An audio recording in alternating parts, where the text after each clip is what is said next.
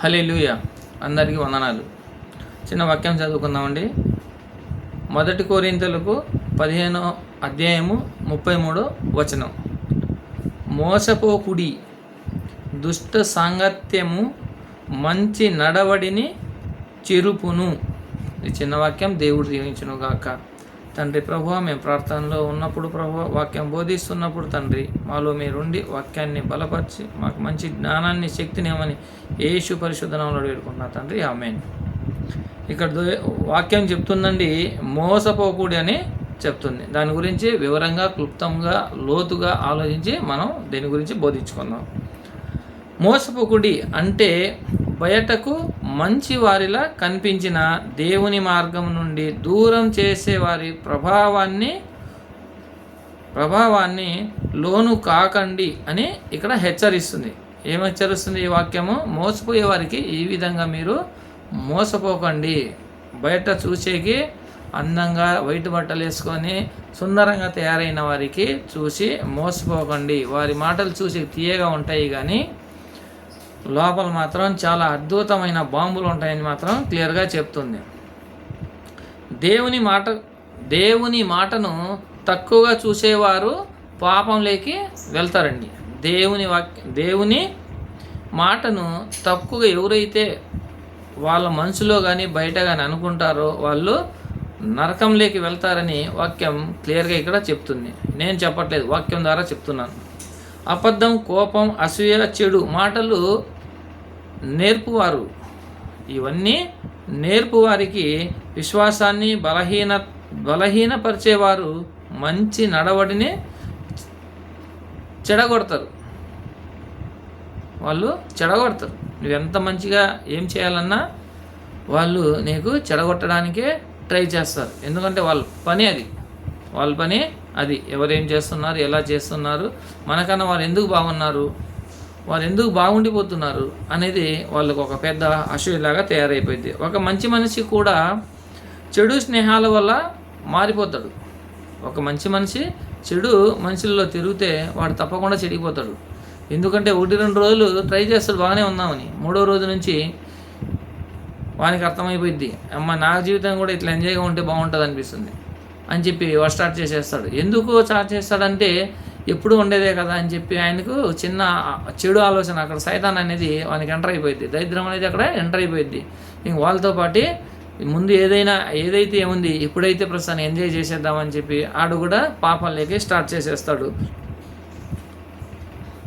అందుకే బైబిల్ చెప్తుంది ఏమంటే మనకు జాగ్రత్తగా జీవించమని చెప్తుంది.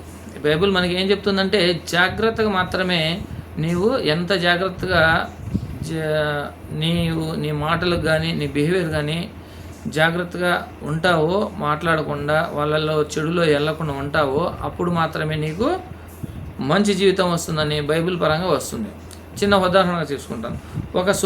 ఒక శుభ్రమైన తెల్లబట్ట మురికి దగ్గర ఉంచితే అది కూడా మురిగ్గా మారుతుంది. ఇప్పుడు ఎగ్జాంపుల్ చెప్తాను దానికి. ఇప్పుడు నేను తెల్ల షర్ట్ వేసుకున్నాను, ఈ షర్టు మీద ఇంకు తీసుకొని ఇలా అన్నాను అనుకోండి, ఏం జరుగుద్ది? మొత్తం ఇంకు దీని మీద పడుద్ది. పాము తెల్లగా మార్చే ఇది రంగులుగా మారిపోయింది. అందుకోసమే చెడువాని దగ్గర మనకు చాలా సామెత ఉంది. అది చెడువారికి డబ్బు ఇచ్చైనా కొంచెం దూరం అవ్వాలంట. అందుకోసం మనం చెడుకి చాలా దూరం ఉండాలి. ఎందుకంటే మనము దేవుని బిడ్డలం, వాక్యం చదివేవాళ్ళం, వాక్యానుసారంగా నడవాలి. కాబట్టి మనము మోసంలోకి వెళ్ళకుండా ఉండాలంటే మనం వాళ్ళ దగ్గరికి వెళ్ళకూడదు. అలాగే మంచి మనసు ఉన్నవాడు కూడా చెడు సాహసం వల్ల మారిపోవచ్చు. మంచి సాహసం ఉన్నవాడు కూడా చెడు సాహసంలోకి వెళ్ళిపోయేకి చాలా ఎక్కువ అవకాశాలు ఉంటాయి. ఎందుకంటే నిజానికి ఉన్న అబద్ధానికి ఉన్న అంత శక్తి నిజానికి ఉండదు. అది ప్రస్తుతానికే ఉండొచ్చు, కానీ ఆ ప్రస్తుతంలో అబద్ధానికి చాలా వాల్యూ ఉంటుంది. నిజం తర్వాత గెలుస్తుంది, కానీ తెలుసుకోవాల్సిన అవసరం చాలా ఉంటుంది. కానీ అబద్ధానికి తెలుసుకోవాల్సిన అవసరం లేదు. ఏది వాడితే అది వాగుతూ ఉన్నాం అనుకో, అది వాడు నిజంగానే ఒప్పేసుకుంటాడు. అదే బాబు నీకు రేపు రోజు ఎగ్జామ్లు క్వశ్చన్స్ వస్తాయని చెప్పావు అనుకో, వాడు నమ్మడు. అబే నువ్వే పెద్ద చెప్పినా వాళ్ళు అని చెప్పి నీకు చెప్పేస్తాడు. అదే అలా కాకుండా అరే ఆడ కాపీ తీసుకెళ్తున్నాడు అని కూడా తీసుకెళ్ళని చెప్పి అనుకో, బుక్లో చింపుకొని తీసుకొని వెళ్ళిపోతాడు. ఎందుకంటే వాళ్ళు నమ్ముతాడు. వాడికి ఏమో ఇది వస్తే చూసి రాసేసి చెప్పొచ్చు అని చదువుకోమంటే వాడు దానికి అంగీకరించడు. ప్రార్థన చేసే వారితో సహవాసం చేయాలి, దేవుని వాక్యం చదివే వారితో ఉండాలి. ఇక్కడ క్లియర్గా బైబిల్ మనకు చెప్తుంది ఏమంటే, ప్రార్థన చేసే వారికి ఏం చేస్తుందంటే బైబిల్ క్లియర్గా మనకు నేర్పిస్తుంది. చెడు చేయవద్దు, అబద్ధం మాట్లాడొద్దు, మోసం చేయవద్దు, వారిని క్షమించు. ఒకవేళ నీ మీద వరకు ఏదైనా నీకు పాపం చేసినా మోసం చేసినా నువ్వు క్షమించమని మనకు బైబిల్ వాక్యం ద్వారా క్లియర్గా చెప్తుంది. కాబట్టి మనము అలాంటివి చేయలేము. అలా ఎవరైతే బైబిల్ చదవరో వాళ్ళకి అలాంటి ఆలోచనలే ఉంటాయి. కాబట్టి మనం వాళ్ళ జోలికి వెళ్ళకూడదు. మనం వారికి ఎంత దూరం ఉంటే మనకు అంత మంచిది అని బైబిల్ ఇక్కడ సెలవిస్తుంది. మన విశ్వాసాన్ని పెంచే స్నేహాలను ఎంచుకోవాలి. అంటే మనం ఎప్పుడైతే ఎక్కువ ఇంప్రూవ్మెంట్ అవ్వాలనుకుంటామో అప్పుడు ఏం చేయాలి, మనం 1కి 10 సార్లు 20 సార్లు 30 సార్లు వానికి అబ్జర్వ్ చేసి వాడు పర్వాలేదు అనుకుంటే నువ్వు వాడితో సహవాసం చేయవచ్చు. ₹1 ఖర్చు పెట్టైనా ₹100 ఖర్చు పెట్టైనా వాటితో నీవు చక్కగా సహవాసం చేయవచ్చు. ఎందుకంటే వానికి మోసం చేయడం తెలీదు, వాడు కూడా బైబిల్ చదివేవాడే ఉంటాడు. అందుకే ఇది కేవలం స్నేహితుల గురించి మాత్రమే కాదు, మనం చేసే విషయాలు, వినే మాటలు, అనుసరించే అలవాట్లు కూడా మన జీవితాన్ని ప్రభావితం చేస్తాయి, మన విషయాన్ని ప్రభావితం చేస్తాయి. దేవుని బిడ్డలారా, ఎప్పుడు అందుకే మోసపోకుడి, దుష్ట శాంతం నుండి మంచి నడవడిని చెరుపునని చెప్పి క్లియర్గా వాక్యం ఇస్తుంది. కాబట్టి చెడు దగ్గరికి వెళ్ళకండి, మంచిని ఆలోచించండి, ఆ మంచిని వెన్నుకోండి. చెడు చేస్తారని తెలిస్తే కొద్ది రోజుల్లో తెలుసుకొనైనా వాళ్ళ దగ్గర నుంచి బయటపడడానికి మాత్రం ట్రై చేయమని ఈ వాక్యం సెలవిస్తుంది. ఇంకో వాక్యం చదువుకుందాం. ఎఫెసీయులకు 4:29 చదువుకుందాం. ఎఫెసీయులకు 4:29 చదువుకుందాం. ఇక్కడ ఏం చెప్తుందో విందాం. వినువారికి మేలు కలుగునట్లు అవసరమును బట్టి మీ అవసరాలను బట్టి క్షమాభివృద్ధికరమైన అనుకూల వచనమే పలుకుడి గాని దుర్భాష ఏదైనను మీ నోట రానియకుడి. దుర్భాష ఏదైనా సరే మీ నోట రానికుడి. చెడైన మాట ఏదియు మీ నోట నుండి రానియక ఉంటే దూషణ, అబద్ధ, కోప మాటలు, అవమానపరిచే మాటలు మాట్లాడకూడదు. క్రైస్తవుని నోరు పరిశుద్ధంగా ఉండాలి అని ఇక్కడ క్లియర్గా చెప్తుంది. వినువారికి కృప కలుగునట్టు, నువ్వేదైతే వింటావో వారికి కృప కలిగేటట్టు మన మాటలు ఇతరులపై ధైర్యము, ఆదరణ, ఆనందం ఇవ్వాలి, కానీ దురుశుద్ధంగా ఉండకూడదు. మనం మాట్లాడినప్పుడు వారు దేవుని ప్రేమను అనుభవించాలి. మనం ఏదైతే మాట్లాడతామో అది దేవుడి మాటగా అనుభవించాలి. అవసరమును బట్టి ఎప్పుడు ఏ మాట మాట్లాడాలో జ్ఞానంతో మాట్లాడాలి. ఇప్పుడు చాలామంది వస్తారు, నోటికి వచ్చినట్టు వదిలేసి వెళ్ళిపోతారు. నోటికి ఏది వస్తుంది చెప్పేసి వెళ్ళిపోతూనే ఉంటారు. ఎందుకు మాట్లాడాలి, వాళ్ళు ఏమన్నా అనుకుంటారా అనే మాట వాళ్ళకి ఆ జ్ఞానం ఉండదు. దేవుడికి వెంబడించడం వాళ్ళకి తెలియదు. దేవునికి ఎవరైతే వెంబడించారో వాళ్ళకి ఎలాంటి ఆలోచనలు ఉండవు. ఏది పడితే చెప్పేస్తూ ఉంటారు. ఏదైతే ఏంది ఒకవేళ రేపు తెలిస్తే ఏమైనా ఇద్దా అనుకుంటే వాళ్ళకి అలాంటి ఫీలింగ్ ఉండదు, అసలు ఉండదండి. రేపటి చూసుకుందాంలే, రేపటికి ఇంకోటి ఏదో ఒకటి క్రియేట్ చేయవచ్చు. అందుకే దేవుని బిడ్డలారా, చెడు దగ్గరికి వెళ్ళకండి. బాధలో ఉన్న వారికి ఓదార్పు, తప్పులో ఉన్న వారికి ప్రేమతో సరిదిద్దే మాట ఉండాలి. దేవుని బిడ్డలు ఎలా ఉండాలంటే తప్పు చేసేవారికి వారికి సరిదిద్ది చెప్పేటట్టు ఉండాలి, ప్రేమతో మాట్లాడేటట్టు ఉండాలి, తప్పు చేయకుండా చూసుకోవాలి, సరిహద్దుల్లో మాట్లాడాలి. సరిహద్దుల్లో అంటే మనం ఏం మాట్లాడుతున్నామనే ముందు మనం ఒకసారి గ్రహించుకోవాలి. మనం ఎందుకు మాట్లాడుతున్నాం ఇలా అనేది. మనము చెడు మాట్లాడుతున్నాం, మంచి చెడు కాకుండా నిజం మంచి మాట్లాడుతున్నామా, ఇది ఉపయోగపడదా అనేది ఒకసారి మన జ్ఞానాన్ని ఉపయోగించి మాట్లాడాలి. అప్పుడే మనము జ్ఞానపరులు అవుతాము, దేవుని బిడ్డలుగా దేవుని నీడలో పెరిగేవారం అవుతాం, బైబిల్ చదివి జ్ఞానవంతులు అవుతాం. క్షేమాభివృద్ధికరమైన మాట, మన మాటలు ఇతరుల విశ్వాసాన్ని కట్టాలి, కూల్చకూడదు. మంచి మాటలు జీవాన్ని ఇస్తారు. ఎప్పుడైతే మనము ఈ మాటలని విని ఇలా విశ్వాసాన్ని కట్టుకులుగా ఉంటామో అప్పుడు మనకి జీవనాన్ని కలిగిస్తాము. మన హృదయం ఎలా ఉంటుందో మన మాటల్లో కనిపిస్తుంది. మన హృదయం ఎలా ఉంటుందో, మనకు నిజంగా దేవుణ్ణి వెంబడించే వాడి హృదయం ఎలా ఉంటుంది అనేది వాళ్ళకి తప్పకుండా వాళ్ళ హృదయం గురించి తెలిసిపోయిద్ది. కాబట్టి అందుకే దేవుడు మన మాటలను జాగ్రత్తగా ఉపయోగించమని చెప్తున్నాడు. కాబట్టి దేవుడు ఇక్కడ ఏమన్నాడు, మన మాటల్ని జాగ్రత్త, మనం ఏం మాట్లాడుతున్నాం అనేది ఇందాక చెప్పుకున్నదే. ఇప్పుడు కూడా మనం ఏం చేసినా కూడా మన జాగ్రత్త ఫస్ట్ ఎప్పుడైతే మనం జాగ్రత్త పడి మన జాగ్రత్తలో ఉంటామో అప్పుడు మనకి అన్నీ కరెక్ట్గానే ఉంటాయి. ఒక చిన్న ఉదాహరణ చెప్తాను మీకు. ఒక మంచి మాట బాధలో ఉన్న వారికి లేపగలదు. ఒక మంచి మాట తన బాధలో ఉన్నవారికి కూడా పైకి లేపగలదు. అదే ఒక చెడు మాట వారి హృదయాన్ని గాయపరచగలదు. చెడు మాట, ఇప్పుడు నువ్వు మంచిగా ఉన్నావు, నీకు వచ్చేసి అన్ఎక్స్పెక్టెడ్గా ఒక మాట పనికిరాని మాట వదిలేశాను అనుకో, ఏమైంది, నీ హృదయం కుంగిపోతూ ఉంటుంది. ఎందుకు చెప్పాడు అనేది నీ క్వశ్చన్ మీద క్వశ్చన్సే వస్తూ ఉంటాయి. కాబట్టి యేసు పిల్లలుగా ప్రేమతో కృపతో మాట్లాడాలి. మనం ఎప్పుడైనా ఎదుటివాడు ఏం చెప్పినా కూడా మనం వారి మాట వినకుండా, మనం దేవుని బిడ్డలం కాబట్టి, దేవుని విశ్వాసులు కాబట్టి, దేవుని నడకలో నడిచే వాళ్ళం కాబట్టి, తన కృపతో బతికే వాళ్ళం కాబట్టి, ఎప్పుడు తన కృప మన మీద ఉంటుంది కాబట్టి మనం చెడు అనేది చేయకూడదు. ఎదుటివాడు చెడు చేస్తున్నాడంటే వారికి ఇది తప్పు అని చెప్పాలి. మాట వింటాడు, లేదంటే ఆ దేవుడే ఆయనకి చూసుకుంటాడు. నెక్స్ట్ ఇంకో వచనం చదువుకున్నాము. మీకా 7వ అధ్యాయము 5వ వచనం. మీకా 7వ అధ్యాయము 5వ వచనం. స్నేహితుని యందు నమ్మిక ఉంచవద్దు, ముఖ్య స్నేహితుని నమ్ముకొనవద్దు. నీ కౌగిటిలో పండుకొని ఉన్న దాని ఎదుట నీ దేవుల ద్వారమునకు కాపు పెట్టుము.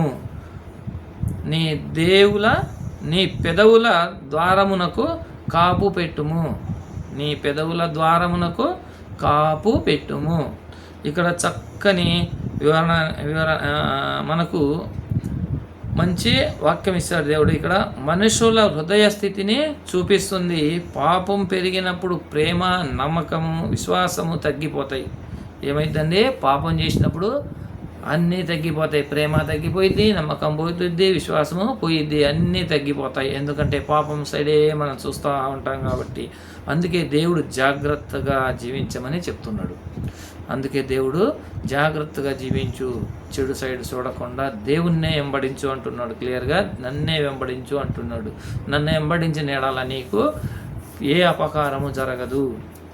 మనుషుల వైపు పూర్తిగా ఆధారపడకూడదు. మనుషుల్ని ఎప్పుడు ఆధారపడకూడదు మనం. నీ స్నేహితులు, బంధువులు, మనకు దగ్గర వాళ్ళు కూడా కొన్నిసార్లు మోసం చేస్తారు. కొన్నిసార్లు కాదండి, నెంబర్ ఆఫ్ టైం మోసం చేస్తారు. నా అనేవరే ఎక్కువ మోసం చేస్తారు, నా అనేవరే కొంపలు ముంచుతారు, నా అనేవరే అన్నీ చేస్తారు.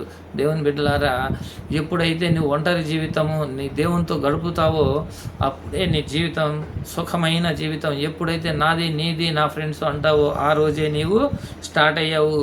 నరకంలోకి దారి తీసుకుంటున్నావు. నీ తరపున నీవే తీసుకున్నావు, నీ గుయ్య నీవే తోసుకుంటున్నావు అని గట్టిగా వాక్యం ఇక్కడ సెలవిస్తుంది. కాబట్టి మన ఆశ, నమ్మకం చివరికి దేవుని మీదే ఉండాలి. ఏది ఉన్నా సరే దేవుడి మీదే ఉండాలి. నువ్వు ప్రేమించాలన్నా, తినాలన్నా, తిరగాలన్నా, సంపాదించాలన్నా, చావాలన్నా, ఆఖరికి నువ్వు శ్వాస వదలాలన్నా దేవుని కృపలో కలగాలి. అప్పుడే నీ శ్వాస వదులుతావు. మాటల విషయంలో జాగ్రత్త చాలా అవసరం ఉండాలి. మాటలు మాత్రం మనం ఎక్కడ పోయినా దేవుని బిడ్డగా మంచిగా మాట్లాడాలి, కానీ చెడుగా మాత్రం మాట్లాడకూడదు. ఈ నోటి ద్వారమును కాచుకునుము అంటే ప్రతి విషయము ప్రతి ఒక్కరికి చెప్పకూడదు. ప్రతి విషయము ప్రతి ఒక్కరికి చెప్పకూడదు. నీలో ఉన్న ప్రతి విషయము వారికి చెప్పడం వల్ల ఏమైందంటే నీలో ఉన్న ప్రతి విషయం తెలుసుకొని నీకు వాడు చాలా చులకన చూస్తాడు. నీకు చాలా చులకన చూస్తాడు, బలహీనుడుగా తీసుకుంటాడు, చేతగానంలా తీసుకుంటాడు. అసలు ఇది ఏమోలే, ఇంకా అన్నీ చెప్పాడు, ఇంక ఏముంది ఈయన దగ్గర అన్నట్టుగా లైట్ తీసుకొని నీకు గౌరవం లేకుండా మాట్లాడడము చూడడం జరుగుద్ది. జ్ఞానంతో మాట్లాడుకుంటే మనకి ఏ బాధ ఉండదు. కోపం, బాధలో, తొందరలో మాట్లాడిన మాటలు సమస్యలు తెస్తాయి. కోపం కోపంతో తీసుకొని ఏదైనా మాట్లాడామనుకో తొందరలో మాటలు సమస్యలు చాలా మనకు ఎదుర్కోవాల్సింది వస్తుంది. అందుకే మన నోరుని మనం చాలా అదుపు తీసుకోవాలి. ఓన్లీ మన వాక్యం దేనికి ఉపయోగించాలి? బైబిల్ చదవడానికి, దేవుని ఆరాధించడానికి మాత్రమే చూసుకోవాలి. దేవుని మీద విశ్వాసం నిలకడనైది. మనుషులు మారిపోవచ్చు, కానీ దేవుడు మారడు. నువ్వు మనిషిని నమ్ముతావు. మనిషిని నమ్మునప్పుడు ఆ మనిషి నీకు ఏదో రోజు తప్పకుండా మోసం చేస్తాడు, మారిపోతాడేమో, కానీ దేవుడు నీకు ఎప్పుడు ఒక్కసారి నీ దేవుడిని నేను నమ్మితే నీ జీవితాంతము నీకు తోడై ఉంటాడు. ఎప్పుడు దేవుడు మారడు. ఆయన ప్రేమ, సహాయం, విశ్వాసం ఎప్పటికీ నిలిచే ఉంటుంది. నువ్వు ఎప్పుడు ఎక్కడ పోయినా దేవుని దయ నీ మీద ఉంటుంది. దీనికి కూడా చిన్న ఉదాహరణ చెప్తా. ఒక మనిషి తన రహస్యాలను అందరికీ చెప్పాడు. అన్నీ చెప్పాడు. తర్వాత కొందరు అతన్ని బాధ పెట్టారు.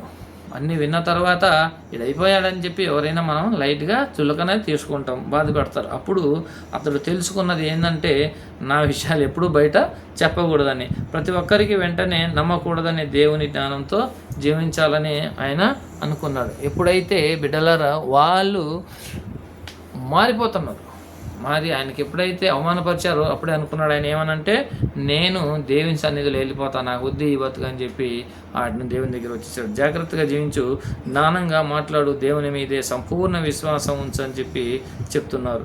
ఇంకా లాస్ట్ అండ్ ఫైనల్గా ఒకటి చదువుకుందాం. ఇర్మియా గ్రంథము 9వ అధ్యాయము 8వ వచనం చదువుకుందాం. ఇర్మియా 9వ అధ్యాయము 8వ వచనం చదువుకుందాం. వారి నాలుక ఘూతుగా బాణము, అది కాపట్యము పలుకుచున్నది. ఒకడు మనస్సులో వంచనాభిప్రాయం ఉంచుకొని నోట తన పొరుగు వానితో సమాధానముగా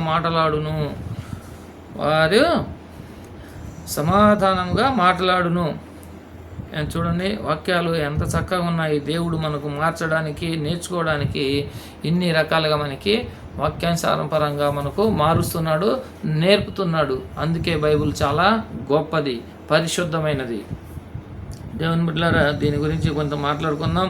కొందరు బయట ప్రేమగా, శాంతిగా మాట్లాడతారు, కానీ అర్థం లోపలంతా మేడిపండు తెలుసు కదా మీకు. మేడిపండు చూసేకి స్మూత్గా ఎర్రగా గజగజలాడిపోతుంటుంది, మిరపలాగా మెరిచిపోతుంటుంది. ఒక్కసారి దాన్ని కానీ ఓపెన్ చేసామనుకో లోపల మొత్తం అన్నీ పురుగులే ఉంటాయి. మనం దాని గురించి పద్యం కూడా ఉంది. ఇప్పుడు వద్దు, మనం దేవుని బిడ్డలం కాబట్టి దాని గురించి పాడకూడదు నాకైతే తెలియదు, నేను పాడాను. మేడిపండు చూడు అనే పాట ఉంది. అందుకోసం మేడిపండులాగా కొంతమంది చూసేకపోయినా అందంగా నీట్గా మాట్లాడతారు, కానీ లోపల మొత్తం అంతా మసాలా అట్లనే ఉంటుంది. కానీ వారి హృదయములలో మాత్రం మోసం, అసూయ, చెడు ఆలోచనలు ఉంటాయి. అలా ఉండే వాళ్ళందరికీ మోసం, అసూయ, మోసం చేసేది మాత్రమే చాలా ఎక్కువగా ఉంటుందని దేవుడి క్లియర్గా చెప్తాడు. దేవుడు మాటల కన్నా మన హృదయాన్ని చూస్తాడు. ఇది చూడండి, చాలా ఇంపార్టెంట్ అండి. దేవుడు మనల్ని ఎప్పుడు, మన మాటని ఎప్పుడు నమ్మడు, మన హృదయాన్ని చూసే దేవుడు. మన మనుషులు ఏం చేస్తామంటే పైన లోపల అటు ఇటు చూసి వాడు ఏంటనేది అబ్జర్వ్ చేస్తాము, కానీ దేవుడు మనకు అలా కాదు, మన హృదయాన్ని మాత్రమే చూస్తానన్నాడు. ఇంత చిన్న మట్టి తీసుకొని తయారు చేసిన దేవుడికి మన గురించి తెలియకుండా ఎలా ఉంటుందని? సర్వశక్తివంతుడు ఆ దేవుడు. కాబట్టి దేవుడు మాటల్ని ఎప్పుడు పట్టించుకోడు, వినడు, మన హృదయాన్ని మాత్రమే చూస్తాడు, వింటాడు. నిజమైన విశ్వాసి నోటితో మాత్రమే కాదు, హృదయంతో కూడా సత్యంగా ఉండాలి. నోటితో కాదండి, మనం హృదయంతో కూడా చాలా సత్యముగా ఉండాలని చెప్పి ఇక్కడ చెప్తున్నారు. వారి నాలుక ఎలా ఉంటుందండి? నాలుక బాణం లాంటిదని చెప్పడం వల్ల మాటలు గాయపరచగలవని అర్థం. బాణం అంటే బాణం పెట్టుకొని వేయడం కాదండి, మనకు మాటలే బాణం, వాళ్ళు చెప్పే మాటలే బాణం. ఆ బాణమైన మాటలతో విని వాళ్ళతో మళ్ళీ మనము తిరిగి ఎప్పుడు జర్నీ చేయకూడదు.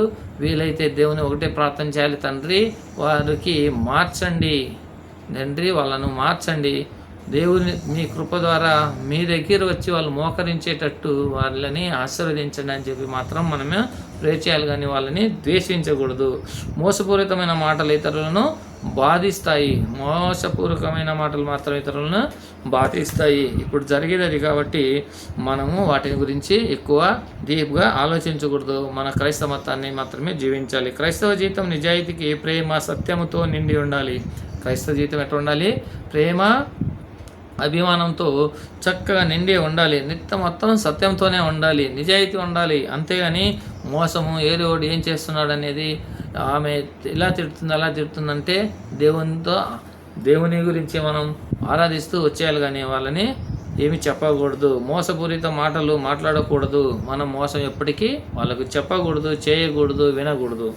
హృదయంలో ఒకటి, బయట ఒకటి ఉండకూడదు. మనం దేవుని బిడ్డలం కాబట్టి ఇప్పుడు ఒక చోట మాట్లాడే మాట ఇంకోరి దగ్గర పోయి పుచ్చులు చెప్పకూడదు, ఇంకోరి మాట పోయి ఇంకోరి దగ్గర చెప్పకూడదు, 1-4 జాయింట్స్ చేసుకోకూడదు. మంచిగా ఉన్న వాళ్ళ మంచిగా ఉన్న ఇద్దరిని విడదీయడానికి మాత్రం ట్రై చేయకూడదు. దేవుని బిడ్డలారా, అలా చేస్తే దేవుని ఆశీర్వాదం మీకు ఎట్టి పరిస్థితుల్లోనూ రాదు, ఎప్పటికీ రాదు. ఇదైతే వాక్యం క్లియర్గా చెప్తుంది. ఇక్కడ దేవుని బిడ్డలు ఎలా ఉన్నారనేది క్లారిటీగా ఉంది కాబట్టి మీకు మళ్ళీ చెప్తున్నాను. దేవుని బిడ్డలను ఎప్పుడు హింసించకండి, అబద్ధాలు చెప్పకండి, వాళ్ళని క్షమించకండి, వాళ్ళు క్షమించేటట్టు అపకారంగా మాట్లాడకండి, వాళ్ళ మీద నిందులేయకండి అని చెప్పి నేనైతే దేవుని వాక్యం ద్వారా చెప్తున్నాను. నాకు నేనైతే చెప్పట్లేదు. ప్రేమతో, సత్యంతో మాట్లాడి దేవుని ఎదుట పరిశుద్ధాత్మ హృదయం కలిగి ఉండాలని చెప్పి మాత్రం నేను కోరుకుంటున్నాను. దేవుడు మీకు దీవించాలని కూడా నేను ఆశీర్వదించాలి, మీరు మారాలని కూడా దేవుని అడుగుతున్నాను.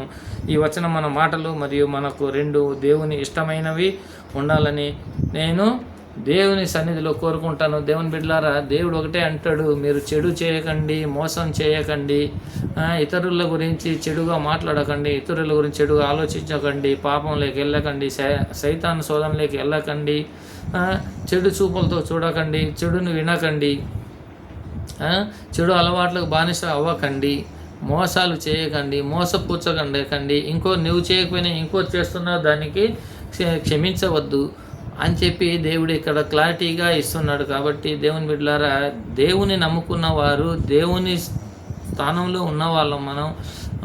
ఒకరికొకరి మీద నిందలు వేయకుండా, మోసాలు చేసే వాళ్ళ దగ్గరికి వెళ్ళకుండా, వాళ్ళ మోసాలు ఎవరు చేస్తారు అని తెలుసుకుంటావో అప్పుడు దేవుని అడుగు, దేవా నాకు ఇలాంటి మనిషి పరిచయం అయ్యారు, నేను వీరితో దోస్తు చేయాలా వద్దా అని దేవుని దగ్గర మోకరించి కన్నీరు కార్చి అడుగు. దేవుడు నీకు దారి చూపిస్తాడు.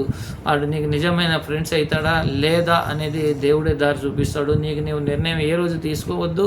దేవుని బిడ్డలారా, దేవుని నమ్ముకున్న వారు ఏ రోజు తన సొంత నిర్ణయం తీసుకుంటాడో అప్పుడే దేవుని నుంచి దూరం అవుతున్నాడని అయితే నేను గట్టిగా వాక్యం ద్వారా చెప్పగలుగుతాను. దేవుని నమ్ముకున్న వారు ప్రతి ఒక్కటి నీకు ఏమి కావాలన్నా, ఆఖరికి మంచి నీళ్ళు కావాలన్నా కూడా దేవుని అడిగి దేవుడిని తప్పకుండా సమకూరుస్తాడు. తనకి అసాధ్యం అంటే ఏమీ లేదు. కాబట్టి దేవుని బిడ్డలారా, దేవుని వాక్కు లేకుండా ఎక్కడ వెళ్ళకండి, ఏమి చేయకండి, ఏమీ మాట్లాడకండి, పాపాల నుంచి బయటికి రండి, దేవుని ఆరాధించండి, మంచిగా వెంబడించండి, పరిచర్యలు దేవుని పరిచర్యలు చేసే వాళ్ళతో పరిచర్యలు చేసుకుందాం. అంతేగాని దేవుని నమ్ముకున్న బిడ్డల మీద అపచారాలు చేయకండి. మనమే మోసపోయినట్టయితే మనం అనుకుంటాం, కానీ మనం ఎవరు చూడలేదు, చేసేసాము, ఇంకోరి మీద వేసి మనం సంతోషించా అనుకుంటాం. కానీ దేవుడు మనము పీల్చే గాలితో సహా ఆయన లెక్కలు చెప్పాల్సింది వస్తుంది. కాబట్టి మనం మోసాలు చేయకుండా, మోసపోకుండా దేవుని సన్నిధిలో చక్కగా బతుకుదాము, ఆరాధిద్దాం, దేవుణ్ణి చక్కగా చేద్దామని చెప్పి యేసు పరిశుద్ధ నామంలో అడిగి వేడుకుంటున్నా. ఈ చిన్న వాక్యం మీకు దేవుడు దీవించును గాక. ఈ మధ్యాహ్న కాల సమయంలో ఈ వాక్యాన్ని మీరు శ్రద్ధగా విని ఇంకా ఇతరులకు కూడా షేర్ చేసి, మీరు పాపంలో పడకుండా, మోసాలు చేయకుండా, చేసేవారి జోలికి వెళ్లకుండా, మీ ఇంట్లో శాంతి సమాధానం వచ్చేటట్టు దేవుని ప్రార్థన చేసుకుంటూ చక్కగా ముందుకు నడవండి దేవుని వేడుకుంటున్నాను.